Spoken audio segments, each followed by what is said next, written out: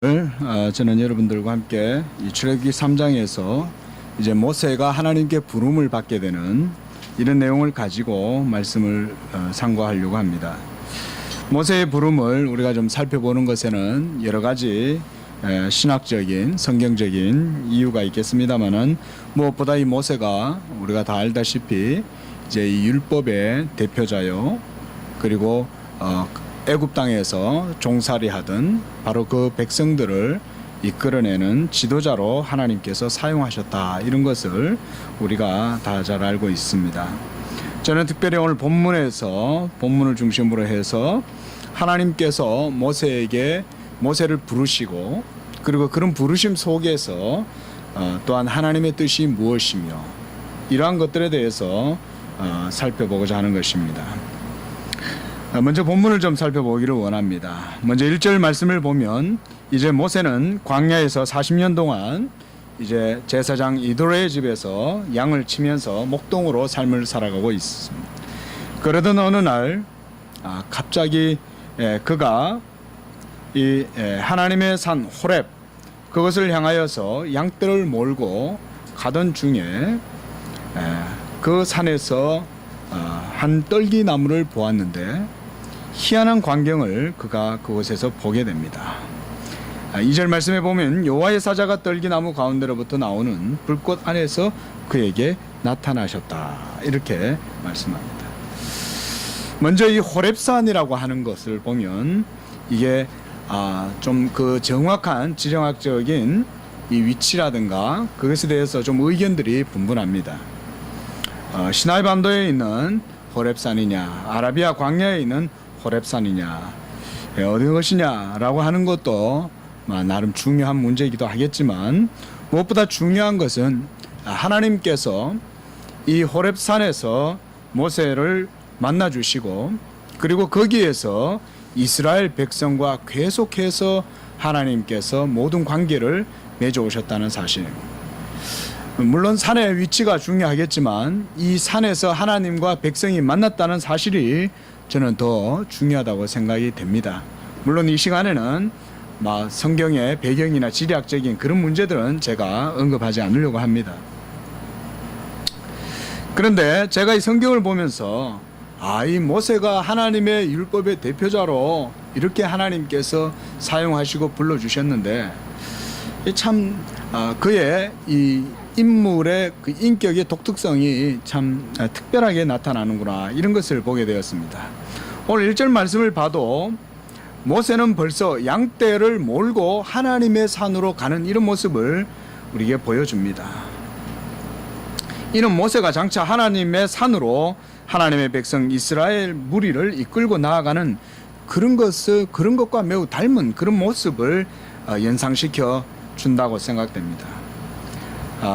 영역본에서는 대부분이 이 광야 뒤편 이런 식으로 번역이 되어 있고, 그리고 또 헬라어에서는 헬라어 원문에서는 또 광야 옆으로 이런 의미에서 사용되지만, 우리 한역본에는 보면 서쪽으로 인도했다, 이렇게 번역이 되어 있는데요. 어찌하든지 호렙산을 향해서 하나님의 백성들을 이끌고 나아가는 그런 모세의 모습을 벌써 예표적으로 보여주는 것이 아니냐, 그런 생각을 해보았습니다. 2절 말씀을 보면 모세를 만나주시는 하나님께서 여호와의 사자로 묘사되고 있음을 볼 수가 있습니다.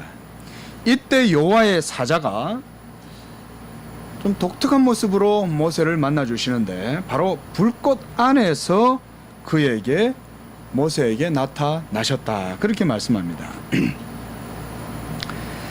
불꽃 안에서 하나님께서 자신을 나타내 보여주시는 이런 모습, 신약 성경에서는 사실 좀 보기 어려운 이미지입니다.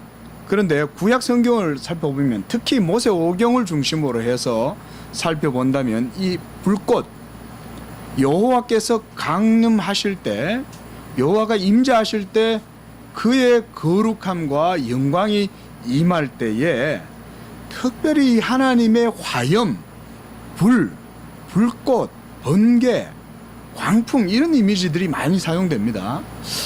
저는 이 성경 말씀을 묵상을 하다가 이전에도 성경은 많이 읽었지만 특별히 구약에서 이스라엘의 하나님 여호와께서 자신을 불의 모습으로, 불의 형상으로 그 이미지를 나타내신 것이 아주 독특하다는 사실을 발견하게 되었습니다. 그리고 이후에 모든 이스라엘 백성들을 광야에서 하나님께서 만나시고 인도하실 때에도 하나님께서 특별히 또 호렙산에서 만나실 때, 시내산에서 하나님께서 모세와 대면하시고 그리고 십계명을 부여하시고 이렇게 하실 때도 보면 항상 하나님은 불 가운데에서 모세와 만나고 백성들에게 말씀하시고 이러한 내용들을 많이 보아왔습니다. 오늘 모세를 만날 때에도 하나님은 불꽃 가운데에서 자신을 나타내셨다 이렇게 말씀하고 있습니다.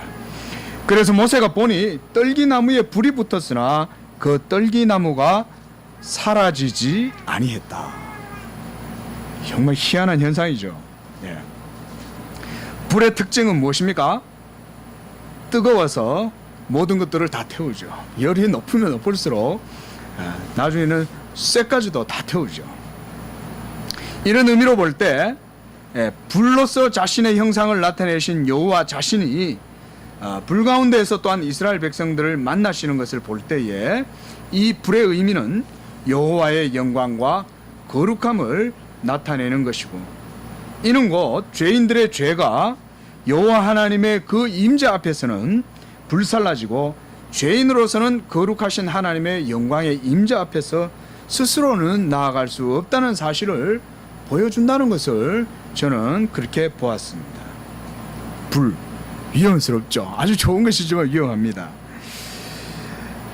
제가 어릴 적에 이 말씀을 보다가 그 생각이 났어요. 제가 어릴 적에 모기향을 태어나서 처음 봤어요. 제가 이 시골에서 자랐거든요. 모기향, 여러분 제가 태어났을 때 언제 있었는지 지금 정확히 모르겠지만 제가 어릴 적이었어요. 이렇게 막 걸어 다니고 할 텐데 새벽에 일어났는데 부모님들이 안 주무시고 한밤중에 앉아서 대화를 나누시는데, 부모님들이 대화를 나누시는 그 중간에 이렇게 보니까 뭔가 빨갛게 빛이 나는 게 하나 있는 거예요. 이게 뭔가 신기해가지고 제가 싹 다가가서 그걸 이렇게 탁 만졌어요. 그래서 제가 아직까지도 안 잊고 있는 거예요. 얼마나 놀랐는지 모릅니다. 그런데 지금 사실은 이 더위 무서운 불을 지금 모세가 사실은 대면하고 있는 건데, 모세는 그 불이 뭔지는 모르고 그저 이 광경이 기이하기만 하고 도저히 상식적으로 납득이 되지 않는 이 기이한 현상에 그가 한마디로 뚝 빠져 있었어요. 3절에 이에 모세가 이르되 내가 돌이켜 가서 이 큰 광경을 보리라. 여기에서 크다는 의미는 great 이런 표현도 되겠지만, 저는 이것을 또 다른 의미로, 유사한 의미로 본다면 놀라운 광경이 아니냐, 기이한 광경이 아니냐 이렇게 생각이 됩니다. 떨기나무가 어찌하여 타지 아니하는가? 광야에서 40년 동안의 삶을 살아가고 있다가 어느 날 여러분이 떨기나무 한 그루가 그곳에 있었는데, 아니 흔하게 볼 수 있는 현상인데 이곳에 불이 막 흘러나는데 불이 어떻게 났지? 그런데 이게 도무지 가만히 있는 거예요. 나무가 안 타는 거예요. 놀라운 일이죠. 그런데 그때에 3절 하반절에 그때에 여호와께서 그가 보려고 돌이켜 오는 것을 보셨어요. 이 상황이요, 약간 좀 생경스러운 상황입니다. 이 지금 표현으로 하면 하나님은 계속해서 모세가 오는 것을 보시면서 모세를 계속 보고 있는데, 모세는 지금 하나님이 자기를 보고 있고 여호와의 그 임재 속에 여호와의 임재 의식 이런 거 전혀 없어요. 모세는 그냥 평범한 낭인처럼, 이렇게 야인처럼 그냥 목동처럼 그냥 이렇게 걸어갈 뿐이에요. 그리고 그 광경을 보았어요. 그저 이상하다고만 생각했습니다. 그때 하나님은 깨닫지 못하고 그저 다가와서 모기향이나 막 붙들어대는 그런 우를 범할까봐 모세한테 딱 말씀하시는 거예요. 모세야, 모세야. 저는 여기에서 모세를 2번 부르시는 하나님의 마음을 전에 읽었습니다. 하나님께서 그저 모세를 부르셨다면 사무엘처럼 그저 사무엘아 한번 이렇게 부르셨을 수 있겠죠. 그런데 여기서는 하나님께서 주의와 경각심을 모세에게 주는 거예요. 저는 그런 의미로 봤어요. 모세야, 모세야, 오지마. 거기서. 이때 모세는 엉겹결에 대답합니다. 내가 여기 있나이다. 내가 여기 있나이다. 여러분, 이 모습이 사실 우리가 성경을 읽을 때는 잘 모르지만 이 상황을 리얼하게 우리가 재현해 본다면 어쩌면 더 그럴듯하게 우리에게 다가올 수 있지 않겠나 생각이 듭니다. 모세 자신은 지금 이 현상이 무엇을 의미하는 건지 전혀 이해하지 못하고 있었던 거예요. 그리고 본문 3절에서 이 큰 광경, 이건 매우 특별한 것이라고 그랬거든요. 근데 그 의미는 뭔지를 몰랐어요. 떨기나무에 불이 붙었지만 타지 않는 이 현상, 이것은 그야말로 초자연적인 현상이죠. 모세는 갑자기 나타나신 하나님의 임재가 너무나도 놀라운 일이고 이것이 상식적으로는 이해가 될 수 없었던 거예요. 모세한테는. 자, 생각을 우리가 한번 해보십시오. 400년 동안 아브라함과 이삭과 야곱의 자손들이 애굽에서 종살이를 하면서 온갖 모든 고역을 당하고 살아가다가 400년이 지났습니다. 모세도 그가 히브리인이요 같은 동족이었다는 사실을 알았지만 그가 언약의 자손이었는지 이런 신앙의 정체성은 아마 까마득하게 잊고 있었을 거예요. 하나님의 임재는 너무나도 생소한 거였어요. 그런 상황에서 하나님을 만난 거예요. 살아계신 하나님을. 우리가 다 옛날 우리가 예수 그리스도를 구주로 영접하기 전에 주님을 믿기 전에는 우리도 다 이방인 아닙니까?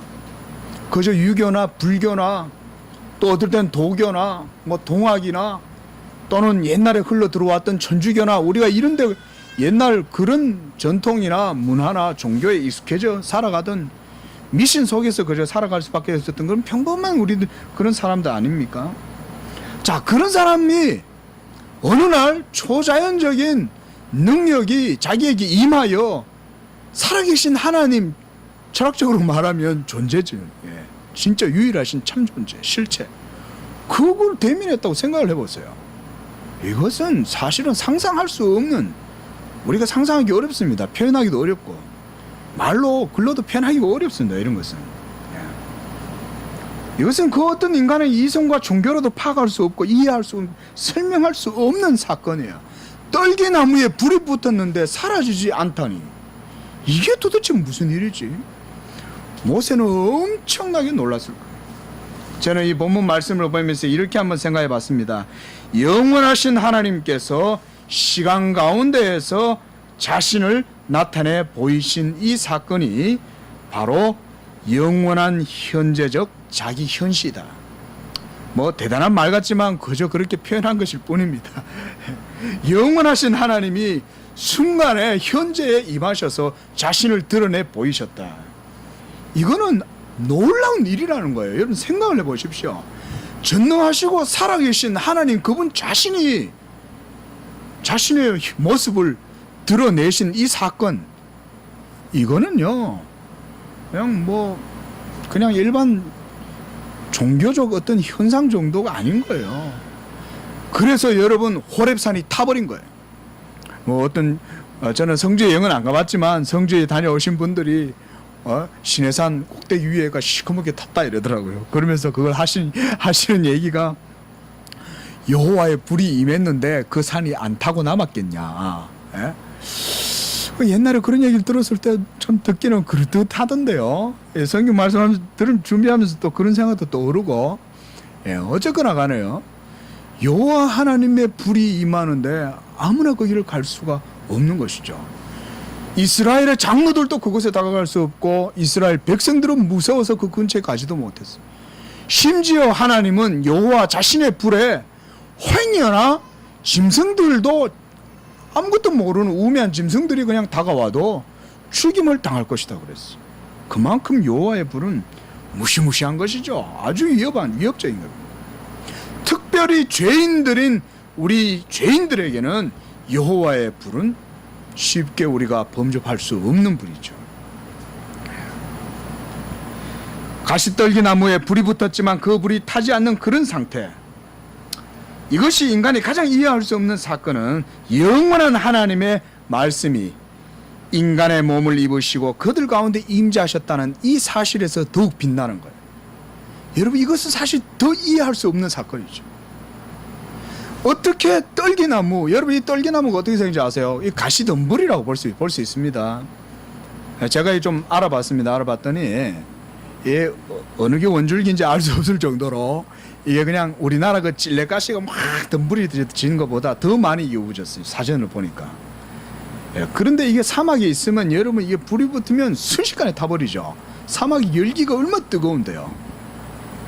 여러분 이게 들에 쥐불 놔보셨어요? 아침 일찍 이슬이 폈을 때 쥐불 놓으면 불이 잘 안 탑니다. 그런데 한 10시 정도 넘어가면 불이 제가 생각할 때 거의 한 3배 정도 빨리 불탑니다.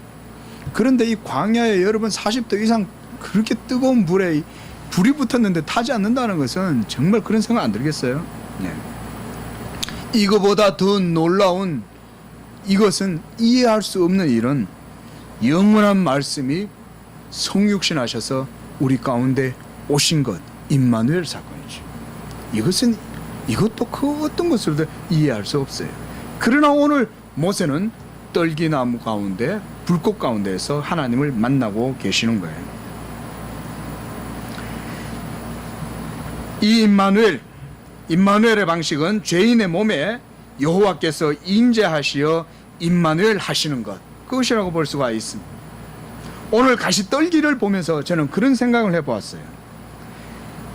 어떻게 하나님께서는 모세가 가까이 다가오지 못하도록 위협하고 경고하고 주의를 주면서도 이 아무것도 아닌 들에서 누구도 기억해 주지 않는 그저 평범한 이 한 떨기나무, 이 초목 정도 하나를 사용하셔서 자기의 영광을 그곳에서 드러내셨는가?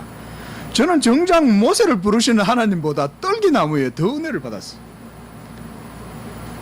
하나님은 떨기나무에도 임재하실 수 있는 것이죠. 그것이 불타는 떨기나무인데도 불구하고 하나님은 이 떨기나무는 불에 태우시지 않으십니다. 하나님은 이 떨기나무를 보호하시고 자기를 그 안에서 모세에게 드러내십니다. 정작 모세는 그 떨기나무 가운데로 나가지를 못하는 거예요. 이것이 저는 하나님의 복음의 은혜요 자비라고 생각이 됩니다.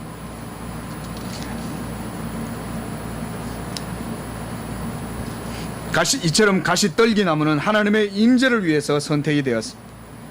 우리는 가시떨기나무와 같이 사실은 무명한 존재들입니다.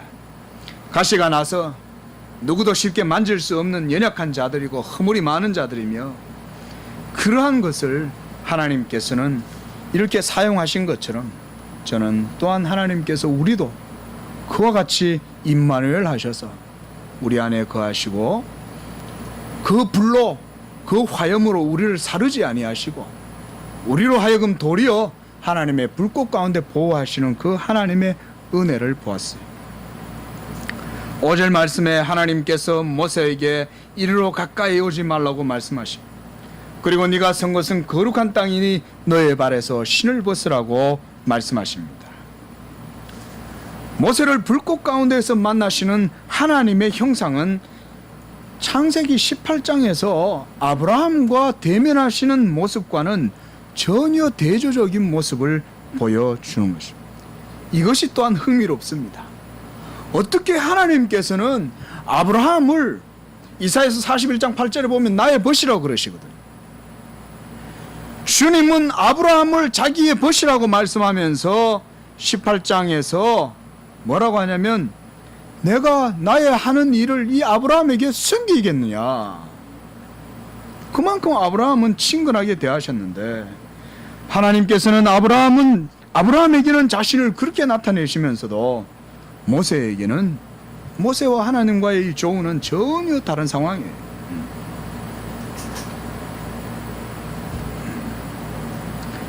그러한데 본문에서 하나님과 모세의 만남은 매우 다른 면모를 보여주는 거예요. 지금 모세가 서 있는 바로 그것은 여호와의 임재가 있는 곳이었습니다. 무엇보다 이 호렙산에서 모세는 언약의 계명을 받게 되는데, 이처럼 하나님, 이스라엘의 하나님을 만나는 그곳이 바로 거룩한 땅이었던 것입니다. 여기에서 신을 벗으라고 말씀하시는 것의 의미는 하나님을 아무렇게나 배울 수 없는 바로 그런 구별된 장소라는 거예요. 바로 이 호렙에서 하나님께서는 모세와 특별한 만남을 가지시고, 이후에 이스라엘 백성들을 애굽에서 다시금 데리고 나와서도 이 호렙 산에서 계속해서 만나시겠다고 말씀하시는 사실을 볼 수 있어요. 그래서 저는 이 호렙을, 우리가 호렙 산을 주의 깊게 살펴봐야 된다고 생각을 합니다. 계속해서 말씀을 더 보겠습니다. 6절 말씀 보면 모세가 하나님 묘기를 두려워하여 얼굴을 가렸다 그랬습니다. 그러나 그 하나님은 아브라함과 이삭과 야곱의 하나님이었습니다. 그 하나님은 은혜의 하나님이요 언약의 하나님이셨던 것입니다. 아브라함과 이삭과 야곱은 은혜 언약 가운데에서 그 얼굴을, 하나님의 얼굴을 배웠던 것입니다. 아브라함은 여호와를 대면하고 그분의 말씀을 들었고 그분에게 약속을 받았습니다. 야곱은 심지어 여호와의 천사와 씨름까지 했었습니다. 그럼에도 불구하고 하나님께서는 그들을 위협하지 아니하시고 은혜로서 그들을 돌보아 주셨던 거예요. 제가요, 성경을 묵상하다가 이런 차이가 왜 생겼을까 좀 묵상을 해봤습니다. 물론 이것은 저의 이해고 저의 해석입니다만, 제가 나름대로 생각했을 때 왜 이런 차이가 생겼을까, 저는 바로 그것이 믿음이었다고 생각이 됩니다. 물론 이것은 제 나름의 성경의 이해이기도 하지만요, 믿음으로 아브라함과 이삭과 야곱은 이 하나님의 지으실 터를 바라보았다, 이렇게 히브리서에도 말씀하고 있는데요, 이처럼 믿음의 조상들은 사실은 벌써 하나님께 부르심을 받은 것부터 그들의 모든 삶이 이 믿음으로 말미암아 무장되어 있었다고 할 수가 있습니다.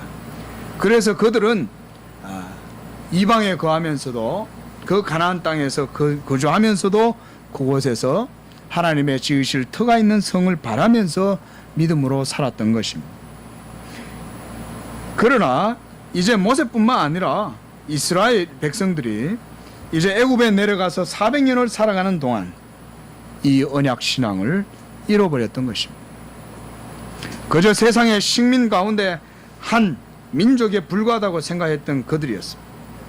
모세도 자신의 동족에 대한 마음이 있었지만 자신의 조상의 하나님, 언약의 하나님, 그리고 나타나셔서 말씀하시는 하나님, 이 여호와에 대한 신앙을 잃어버리고 살아가고 있었던 거예요. 물론 언약에 대한 말은 들었을 겁니다. 자신들의 조상에 대한 전통적인 그런 내용들은 들었을 거예요. 그러나 그 신앙에 대한 본질이 무엇인지는 잃어버리고 살았어요. 그게 무엇입니까? 여호와 하나님에 대한 신앙의 본질, 그것은 바로 율법의 행위입니까? 아닙니다. 아브라함이 의롭다고 여김을 받은 믿음이었습니다. 이 믿음을 잃어버리고 그저 그렇게 이방인들 속에 섞여서 살아갑니다. 하나님께서 기뻐하시고 또 의롭다고 여기시는 것은 그때나 지금이나 여전히 믿음으로 인한 것입니다. 하나님을 믿는 믿음이 있다면 여호와 하나님의 임재 앞에서도 평안과 위로와 안식과 자유와 이 자녀됨을 누리게 되는 것입니다. 그러나 하나님을 믿는 믿음이 없이는 하나님과의 만남은 오로지 율법의 두려움, 그리고 종의 신분됨, 이런 것 외에는 없는 것입니다. 믿음이 없이는 하나님과 불화하고 그분의 존전 앞에서 의롭다함을 얻지 못하는 것입니다. 애굽에 완전히 찌든 이스라엘의 모든 삶의 총체적인 그 삶은 이제 인류의 타락과 비견할 만하다고 생각이 됩니다.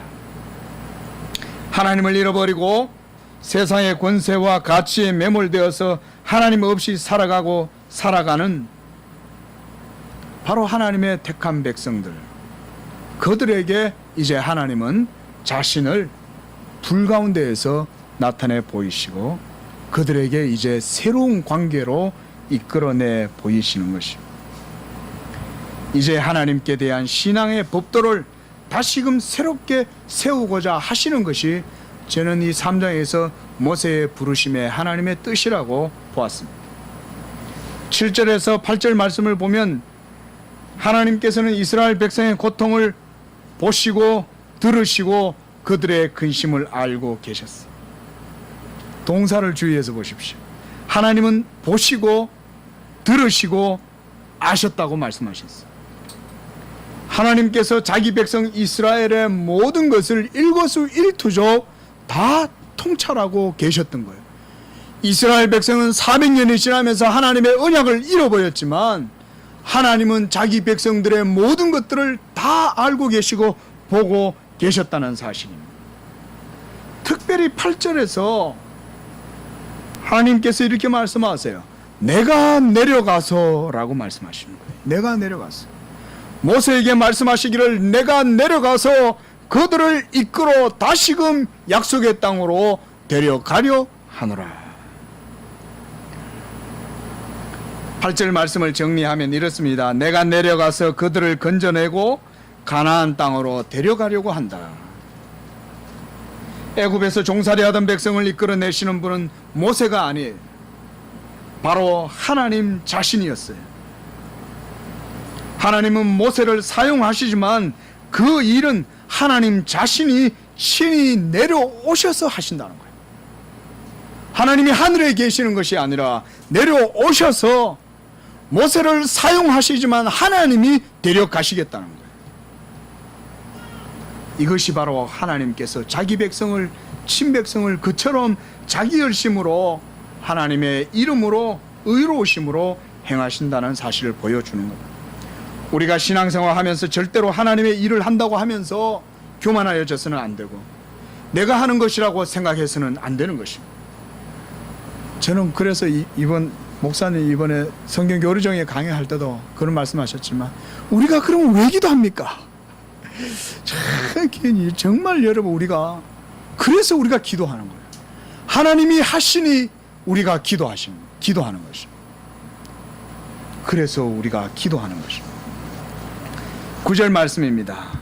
이제 주님께서는 모세를 향하여 이제 가라 말씀. 모든 것을 하나님이 다 하시겠다고 말씀하신 다음에서야 이제 가라. 저는 여기에서 이 성경을 좀 살펴보다가요, 조금 구역본이 조금 번역이 애매한 부분이 있다는 것을 보게 되었어요. 영역본들을 보면 거기가 원인과 이유의 접속 부사인 그러니, 그러므로, 이런 therefore, whereas 이런 의미가 있습니다. 그리고 이제 속히 가라라고 하는 의미로 저는 이 본문을 한번 해석해 봤습니다. 하나님께서 이제 가라고 하시는 이 말씀 속에 하나님의 마음과 뜻이 드러나 있는 것입니다. 하나님께서는 급하게 이스라엘 백성을 향하여 모세 자기의 종을 보내시는 하나님의 마음을 보여주시는 거예요. 아이가 우는 소리를 들을 때 처음에는 좀 지켜보는 거예요. 좀 이따 그치나, 애가 어떻게 하나 지켜보는 거예요. 그런데 이 아이의 울음이 켜져가지고 저러다가 그냥 숨 넘어가겠다 싶으면 후다닥 달려가는 궁급한 마음이 아닌가. 하나님의 심정이 그런 심정이었다고 생각이 듭니다. 이제 하나님께서 모세를 애굽에 내려 보내시고자 하시는 거예요. 그런데 여기에서 우리는 하나님께서 일하시는 방식을 볼 수가 있어요. 하나님이 자기 백성을 항상 지켜보고 계시고 그들을 들으신다는 사실이요, 또한 하나님의 뜻 가운데에서 작정과 섭리로서 모든 일을 이루어 가신다는 것입니다. 왜 하나님께서는 자기 백성이 고통이 극에 달할 때까지 기다리셨고 이제서야 모세를 부르시고 그들을 구원하려고 하셨을까요? 하나님께서 일부러 그 백성들을 좀 괴롭게 하시려고 그랬을까요? 그게 아니겠죠. 모든 일을 가장 선하신 하나님의 뜻 가운데서 모든 일이 이루어지는데 하나님의 오묘한 섭리와 작정하신 뜻이 바로 이런 것에 저는 있다고 생각이 됩니다. 하나님께서 자기의 언약 백성 이스라엘을 사랑하십니다. 그러나 그들은 아직 애굽을 떠나서 하나님의 약속의 땅 가나안을 향하여 나아갈 준비가 되지 않았습니다. 아브라함과 이삭과 야곱은 약속의 땅에 머물러 있었지만 만약 그들이 애굽으로 내려가지 아니하고